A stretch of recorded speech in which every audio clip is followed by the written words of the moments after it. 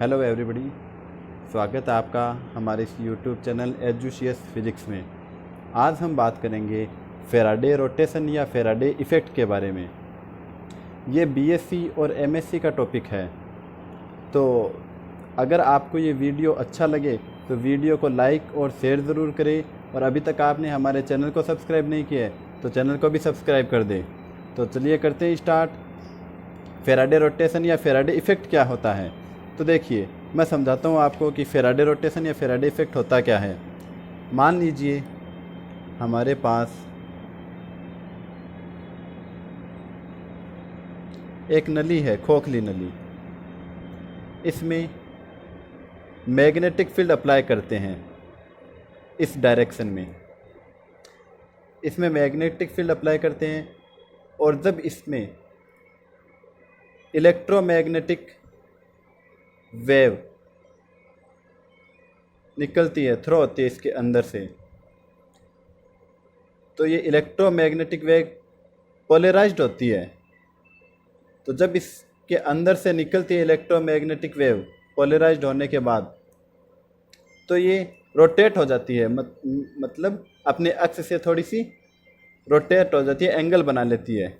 देखिए कुछ इस तरह से। ये हमारे पास एक नली है, खोखली है अंदर से, और इसके अंदर मैग्नेटिक फील्ड बी लगाया गया है, और इसकी लंबाई है, लेंथ वो कितनी है, स्मॉल डी है। और इसके अंदर जो मीडियम है उसका मान कितना ले लेते हैं हम, म्यू ले लेते हैं। तो जब इसके अंदर इलेक्ट्रोमैग्नेटिक वेव पास होती है, थ्रू होती है, तो ये इसके अंदर जाने के बाद में रोटेट हो जाती है। मान लेते हैं कि जो इलेक्ट्रोमैग्नेटिक वेव है उसकी डायरेक्शन फ़िलहाल ये वाली है, मतलब जो वेव है उसके जो पार्टिकल्स है वो इस तरह से ऊपर नीचे अप डाउन वाइब्रेट होंगे, अप डाउन वाइब्रेट होंगे। और जैसे ही इस नली के अंदर जाएंगे तो इनके जो रोटेशन है वो चेंज हो जाएगा। मान लीजिए, सपोज कीजिए ये जो मेरा पेन है वो फ़िलहाल इस तरह से है और ऐसे ऊपर नीचे कंपन कर रहा है। जैसे जैसे ये इसके नली के अंदर जाएगी तो इसकी कंपन की डायरेक्शन ऐसे चेंज होती जाएगी। और मान लीजिए जब ये यहाँ से बाहर निकलेगी तो इसके जो मेन डायरेक्शन थी, जो स्टार्टिंग पॉइंट था वो तो ये था, और जब फाइनल पॉइंट आएगा तो इनर्शियल पॉइंट था वो तो ये था, और जब फाइनल पॉइंट आएगा मतलब जो बाहर निकलेगी तो इसकी डायरेक्शन थोड़ी चेंज हो जाएगी। मतलब ये अपनी इनर्शियल पोजीशन के साथ थोड़ा एंगल बना लेगी, जिसको हम नाम दे देंगे बीटा। मतलब ये इसके साथ थोड़ा एंगल बना रही, ये है इसकी इनर्शियल पोजीशन, और इनर्शियल पोजीशन के साथ इसने कितना एंगल बना लिया, बीटा बना लिया है। तो देखो इसकी डेफिनेशन क्या होती है, पहले तो डेफिनेशन देखते हैं। In physics the Faraday effect और Faraday rotation is a magneto optical phenomenon. It is an interaction between electromagnetic wave, इसको हम बोल सकते हैं लाइट वेव, इलेक्ट्रोमैग्नेटिक वेव या light wave, and magnetic field in a medium. तो हम यहाँ पर मैग्नेटिक फील्ड लगा देते हैं इस माध्यम में। The effect is also sometime refer to as a magneto optic Faraday effect. Means जो इफेक्ट है ये हमारा फेराडे रोटेशन या फेराडे इफेक्ट, इसका दूसरा नाम क्या दे सकते हैं, मैग्नेटो ऑप्टिक फेराडे इफेक्ट, और MOFE magneto optic Faraday effect, जो इस डायरेक्शन में जो इस डायग्राम में बताया गया है।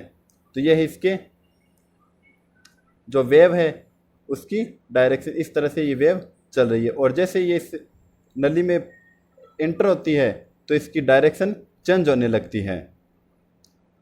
अब देखो, there exist a rotation in plan, यहाँ पर जो प्लेन है जिसमें ये जो वेव है वो रोटेट हो रही है, इसका पोलराइजेशन हो जाता है, मतलब ध्रुवण हो जाता है। There exist a rotation in a plane of polarisation of electromagnetic wave, जो हमारी इलेक्ट्रोमैग्नेटिक वेव थी उसकी वो पोलराइज हो जाती है लाइट, जिसको हमने नाम दिया था light wave. When it passes, कब? When it passes through a external magnetic field, जब ये किससे पासेस होती है? एक्सटर्नल मैग्नेटिक फील्ड से। यहाँ पर जो हमने मैग्नेटिक फील्ड अप्लाई किया था, इससे ये हमारी इलेक्ट्रोमैग्नेटिक वेव पास होगी, तो यहाँ पर इसका पोलराइजेशन हो जाएगा। Then this effect is known as Faraday effect and this type of rotation, ये जो हमारा इफेक्ट होगा इसे ही हम क्या बोलेंगे? Faraday effect. और इस टाइप का जो रोटेशन है, this type of rotation in plane of polarisation of electromagnetic wave is called Faraday rotation. तो ये था फेराडे रोटेशन के बारे में। अभी देखिए, अगर आपको ये बड़े नंबर का क्वेश्चन आता है तो आपको ये इतना ही नहीं करना पड़ेगा, आगे भी जब तक पूरा वीडियो चलेगा उतना आपको पूरा करना पड़ेगा। तो देखिए होता क्या है, जो एंगल बन रहा है बीटा, ये किस पर डिपेंड करता है? जो एंगल है बीटा वो किस किस पर डिपेंड करता है? तो देखिए beta is proportional to B, मतलब मैग्नेटिक फील्ड पर ये डिपेंड करता है। किसके प्रोपोर्शनल होता है? बीटा जो एंगल है वो किसके प्रोपोर्शनल होता है? मैग्नेटिक फील्ड के। और जो बीटा है किसके प्रोपोर्शनल होता है? जो नली है हमारी उसके लंबाई के, जो लेंथ है उसके प्रोपोर्शनल होता है। तो जब ये प्रोपोर्शनल हटाएंगे तो हमारे पास आएगा एक कांस्टेंट, जिसे हम नाम दे देते हैं न्यू। तो beta is equals to nu B D. अब देखिए यहाँ पर कौन सी चीज़ें क्या क्या है? Where beta is equals to the angle of rotation. Beta क्या है? एंगल ऑफ रोटेशन है। न्यू क्या है? Proportionality constant for the material. इसको हम क्या नाम दे देते हैं? Proportionality constant for the material. इस कांस्टेंट का हम दूसरा नाम दे सकते हैं वर्डेट कांस्टेंट। इसका दूसरा नाम क्या है? वर्डेट कांस्टेंट। देखिए आगे बी क्या चीज़ है? Magnetic flux density in the direction of propagation. जो बी है वो क्या है? मैग्नेटिक फ्लक्स है इसकी डायरेक्शन में। और जो डी है वो क्या है? डिस्टेंस है, distance of wave that travel in magnetic field. जो मैग्नेटिक फील्ड है उसमें कितना डिस्टेंस कवर करती है वेव। अब देखो इसका एक्सप्लेनेशन क्या है? जो प्लाज्मा थियरी है वो किस प्रकार से इसको एक्सप्लेन करती है। तो देखिए इसका एक्सप्लेनेशन देखते हैं। जो इलेक्ट्रोमैग्नेटिक वेव है, electromagnetic wave moving parallel to magnetic field. देखिए ध्यान से, हमारा जो डायग्राम है बी, अब इसमें तो मैग्नेटिक फील्ड है उसकी डायरेक्शन ये है, और हमारी वेव है उसकी भी डायरेक्शन इसी दिशा में है। वेव की डायरेक्शन भी कौन सी हो गई? ये वाली, ये वेव की डायरेक्शन है। और इसके वेव के जो पार्टिकल्स है वो किस प्रकार से वाइब्रेट हो रहे हैं? ऊपर नीचे। तो यहाँ पर देखते हैं, तो हमारी इलेक्ट्रोमैग्नेटिक वेव है moving parallel to magnetic field. तो यहाँ पर जब ये इस मैग्नेटिक फील्ड में मूव करती है तो यहाँ पर डिस्पर्जन रिलेशन निकलता है, जो आप फिलहाल याद रखना। डिस्पर्जन रिलेशन क्या होता है? एन बार स्क्वायर, यहाँ पर ये माइनस नहीं है ये बार है, ये बात ध्यान रखना। N bar square is equals to C square के square upon omega square. Omega है यहाँ पर फ्रीक्वेंसी है, is equals to 1 minus omega P square. यहाँ पर पी क्या है? प्लाज्मा की फ्रीक्वेंसी है। Omega P square upon omega over 1 minus plus omega सी ओवर ओमेगा। यहाँ पर माइनस प्लस है, इसका मतलब है माइनस प्लस क्यों आया? क्योंकि जो डिस्पर्सन रिलेशन है उसके हमारे पास दो फॉर्मूले आते हैं। दो फॉर्मूले कौन कौन से? देखिए फर्स्ट हम माइनस ले लेते हैं। जब हम माइनस लेते हैं यहाँ पर तो जो डिस्पर्सन रिलेशन है वो क्या बनता है? 1 minus omega square p over omega square upon 1 minus omega सी ओवर ओमेगा। किसके इक्वल होगा? सी स्क्वायर के स्क्वायर अपॉन ओमेगा स्क्वायर। इसको हम बोलेंगे right handed circular polarised wave, right handed. अब देखो होता क्या है, जो हमारी वेव है, सपोज करो कि ये हमारे पास एक वेव है इस तरह से,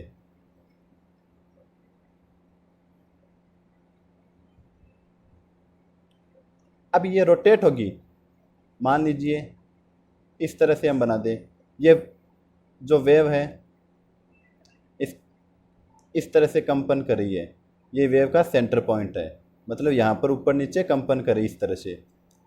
अब ये जो रोटेशन इसका मतलब इसका पोलराइजेशन होता है, तो ये लेफ्ट डायरेक्शन में मुड़ती है या राइट डायरेक्शन में मुड़ती है, ये किस पर डिपेंड करता है, तो ये इस फॉर्मूले पे डिपेंड करेगा। ये फॉर्मूले के अकॉर्डिंग हमें पता चलेगा कि किस डायरेक्शन में रोटेट होगी।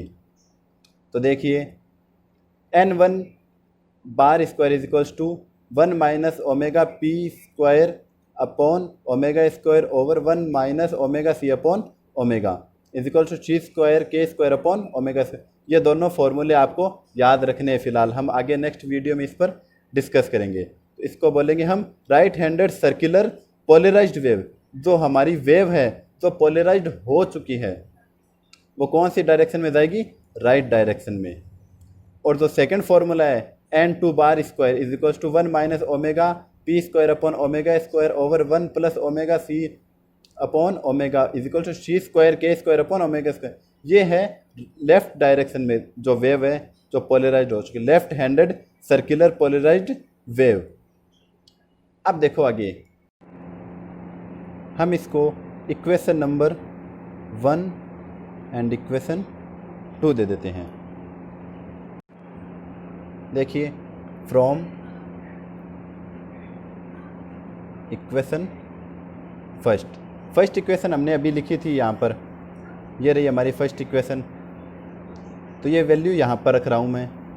अब इसको सॉल्व करते हैं, मीन यहाँ पर हमें omega square upon K square का मान रखना है, तो इस पूरे को इधर ट्रांसफ़र कर देते हैं और इस पूरे को इसके नीचे भेज देते हैं, तो ये आ जाएगा C square upon 1 minus omega P square over omega square upon 1 minus omega सी ओवर ओमेगा। ये हमारे पास आ गई इसकी वैल्यू, किसकी, omega square upon K square. और हमें ये पता है कि omega square upon K square किसके इक्वल होता है, वी आर स्क्वायर के। ये है फेज़ वेलोसिटी, ये किसकी वेलोसिटी है, फेज़ वेलोसिटी है। और फेज़ वेलोसिटी को हम किससे रिप्रेजेंट करते हैं, ओमेगा अपॉन कैसे, यहाँ पर मैं लिख रहा हूँ phase velocity v is equals to omega over k, ये हमारे पास आ गई फेज़ वेलोसिटी। अभी देखो हमने इक्वेशन 1 थी वो राइट हैंड के लिए थी, तो हमने इस फेज़ वेलोसिटी को क्या लिख दिया, वी आर स्क्वायर, ये इसकी वेलोसिटी आ गई वेव की। एंड जो इक्वेशन सेकंड है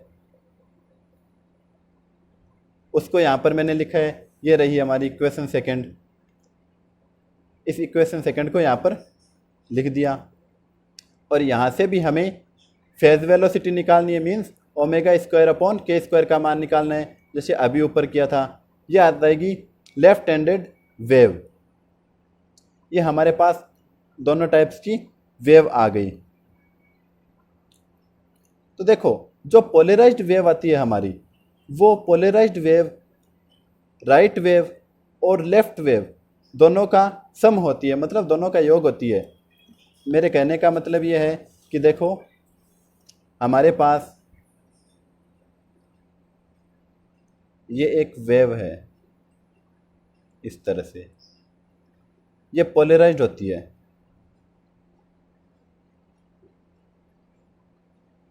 फिलहाल इसकी डायरेक्शन ये है, इसके जो वाइब्रेशन जो पार्टिकल्स है वो अप एंड डाउन वाइब्रेट हो रहे हैं।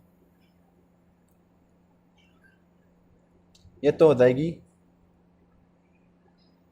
लेफ्ट वेव, मतलब लेफ्ट डायरेक्शन में जो वेव है। और जो सेकंड है इसके पार्टिकल, ये हो जाएगी राइट वेव। इसके जो पार्टिकल है वो इस डायरेक्शन में कंपन करेंगे और इसके इस डायरेक्शन में। तो यहाँ जितना एंगल यहाँ पर बनेगा, मान लीजिए थीटा, उतना ही यहाँ पर बनेगा थीटा। दोनों एंगल इक्वल होंगे तो इनका जो रिजल्टेंट मान आएगा वो इनके बीच में होगा। तो जो वो हमारी होगी वेव, जो इनर्शियल वेव थी वो वैल्यू होगी। तो देखो, the plane polarised wave is equal to sum of left wave and right wave. इतनी बात समझ में आ गई। अब देखो आगे क्या होता है। जो हमारा प्लाज्मा है, ये हमारे पास कोई मीडियम है, इस मीडियम में क्या है, प्लाज्मा रखा गया है। जब इसमें से कोई वेव पास आउट होती है तो इसके टू डायरेक्शंस मिलते हैं। लेफ्ट वेव, मतलब ये जो वेव है वो दो टुकड़ों में टूट जाती है। पहली तो लेफ्ट वेव और दूसरी है राइट वेव। तो इन दोनों का जो सम होगा वही हमारा क्या होगा, पोलराइज्ड वेव। तो ये वैल्यू, इसके अकॉर्डिंग हमारे पास दो इक्वेशन हमारे पास प्राप्त हुई है। ये वाली, ये तो पहली है और ये सेकंड वाली। इसको हम नंबर दे देते हैं 3 and 4। तो देखो, the plane polarised wave is equal to sum of left wave and right wave. अब देखिए यहाँ पर, वी नो दैट जो रिफ्लेक्टिव इंडेक्स होती है n bar square is equal to C square over v square. इसको हम इस तरह से भी लिख सकते हैं, reflective index n bar is equal to c over v. यहाँ पर जो c है वो क्या है, स्पीड ऑफ वेव। कहाँ पर, वैक्यूम में।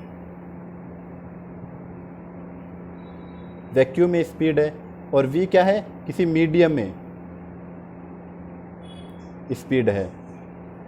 तो इनका जब रेशियो लेते हैं तो वो हमारे पास क्या आएगा, रिफ्लेक्टिव इंडेक्स आएगा। तो यहाँ पर देखिए, रिफ्लेक्टिव इंडेक्स किसके इक्वल होगा, n bar square is equal to C square over v square के।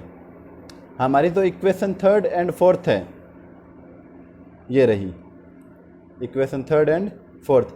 इससे हमें v की वैल्यू निकालनी है, मतलब फेज वेलोसिटी चेक करनी है, किसकी फेज वेलोसिटी ज़्यादा होगी, किसकी फेज वेलोसिटी कम होगी। तो जो रिफ्लेक्टिव इंडेक्स है, यहाँ से हम v की वैल्यू कैलकुलेट करते हैं, v square is equal to C square over n bar square. यहाँ से हम चेक करेंगे कि किसकी फेज वेलोसिटी ज़्यादा होगी और किसकी फेज वेलोसिटी कम होगी। तो देखो कैसे चेक करें, ये c है, यहाँ पर c की वैल्यू आ गई और नीचे क्या है, reflective index n bar square. तो हम क्या करते हैं, जो थर्ड इक्वेशन है इसमें मान लेते हैं कि जो नीचे वाला जो पार्ट है वो रिफ्लेक्टिव इंडेक्स के इक्वल है।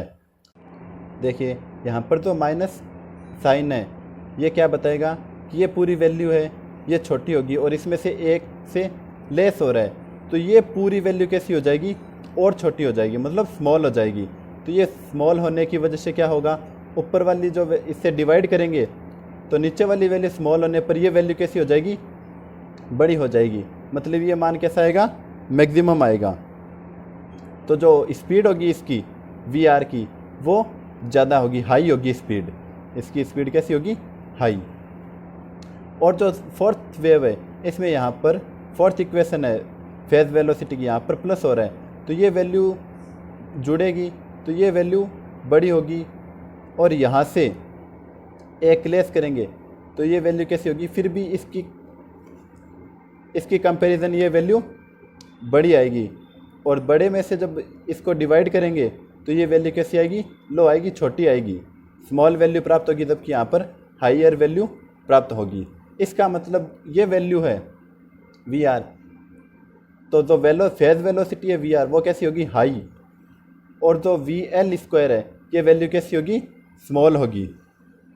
तो देखो from equation third and fourth v से इनसाइड प्लाज्मा, मतलब प्लाज्मा के अंदर जो फेज, प्लाज्मा के अंदर जो आर वेव्स हैं more faster than L wave. जो आर वेव है यहाँ पर, ये आर वेव ये कैसी होगी, फास्टर होगी। किसके कंपैरिजन, जो इक्वेशन 4 है एल वेव, इसके कंपैरिजन ये वैल्यू कैसी होगी, फास्ट होगी। आई होप आपको ये वीडियो समझ में आ गया होगा। तो थैंक यू। आपको इस वीडियो की पीडीएफ हमारे टेलीग्राम चैनल एजुसीएस फिजिक्स पर अवेलेबल हो जाएगी, तो आप वहाँ पर इस पीडीएफ को डाउनलोड कर सकते हैं। धन्यवाद।